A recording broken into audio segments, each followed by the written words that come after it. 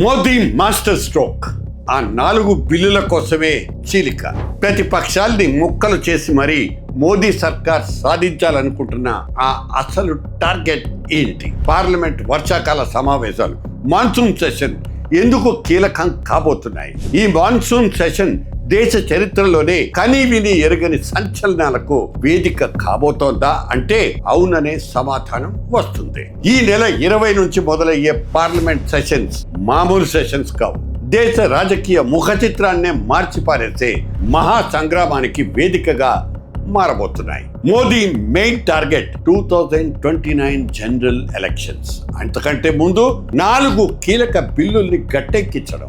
అందుకోసం ఏం చెయ్యడానికైనా బీజేపీ ప్రభుత్వం రెడీ, సిద్ధపడుతోంది. కేవలం 3 వారాలకే కుదిస్తున్న ఈ సమావేశాల్లో 4 బ్రహ్మాస్త్రాలు ప్రయోగించడానికి ఎన్డీఏ పక్కా స్కెచ్ వేసుకుంది. అందులో మొట్టమొదటిది నియోజకవర్గాల పునర్విభజన బిల్లు, రెండోది 1 నేషన్ 1 ఎలక్షన్, ఇక మూడోది మహిళా రిజర్వేషన్, 4వది విరోధుల మీద ప్రయోగించబోతున్న అసలు సిసలు మాస్టర్ స్ట్రోక్. ఏ ప్రజా ప్రతినిధైనా అవినీతి కేసులో 30 రోజులు జైల్లో ఉంటే పదవి ఊడబికే లాంటి బ్రహ్మాస్త్రం ఇది, మాస్టర్ వెపన్. దానికోసం 130వ రాజ్యాంగ సవరణ బిల్లుని తీసుకొస్తున్నారు, కాన్స్టిట్యూషనల్ అమెండ్మెంట్. వినడానికి ఇవన్నీ వ్యవస్థను ప్రక్షాళన చేసే మార్పుల్లా ఉన్న క్షేత్రస్థాయిలో మాత్రం గ్రౌండ్ రియాలిటీ విపక్షాల ఉనికిని పూర్తిగా దెబ్బతీసే వ్యూహమేనన్నది విమర్శ.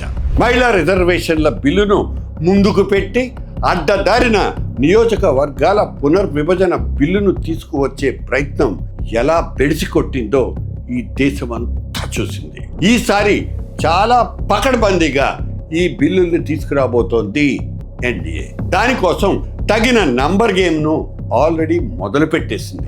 ఏ బిల్లు పాస్ అవ్వాలన్నా పార్లమెంటు ఉభయ సభల్లో కూడా 2/3 మెజారిటీ అవసరం. అందువలన 2/3 మెజారిటీ కోసం కొన్ని ప్రతిపక్ష పార్టీల్లో నిట్ట నిలువున చీల్చడానికి బీజేపీ అస్త్రాలు ప్రయోగించింది.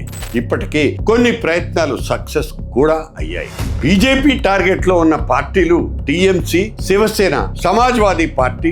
ఈ 3 పార్టీలకు చెందిన కొంతమంది ఎంపీలకు బీజేపీ వలేసింది.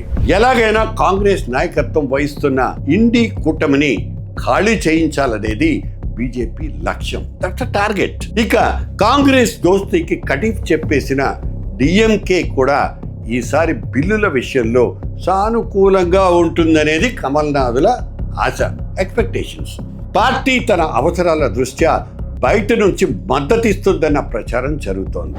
మొత్తానికి పార్టీల చీలికల విషయంలో మోదీ ప్రభుత్వం అనుసరిస్తున్న ఈ సరికొత్త రాజకీయ పోకడ మీద బాగానే చర్చ నడుస్తోంది. రోజుకో పార్టీలో తిరుగుబాటు జరుగుతోంది.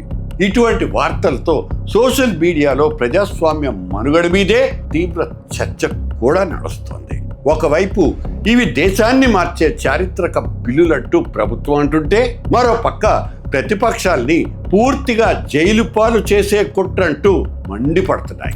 చట్టాలు మారుతాయి, బిల్లులు పాస్ అవుతాయి, కానీ నిస్సిగ్గుగా జరిగిపోయే పార్టీల చీలికలు, ప్రజా ప్రతినిధుల ఫిరాయింపులు ప్రజాస్వామ్యానికే మచ్చ చేస్తాయి, బ్లాక్ మార్క్. చట్టాలు చేసే చట్ట సభల్లోనే ఎంపీల ఫిరాయింపులు ప్రోత్సహిస్తే ఇక ఈ దేశంలో ప్రజాస్వామ్యానికి అర్థమేముంటుంది? అవినీతి అంతం పేరుతో అపోజిషన్ లేకుండా చేయటమే నిజంగా ధర్మమా? అది ప్రజాస్వామ్యమా? ఇది ఖచ్చితంగా 1కి 100 సార్లు ఆలోచించాల్సిన అంశం.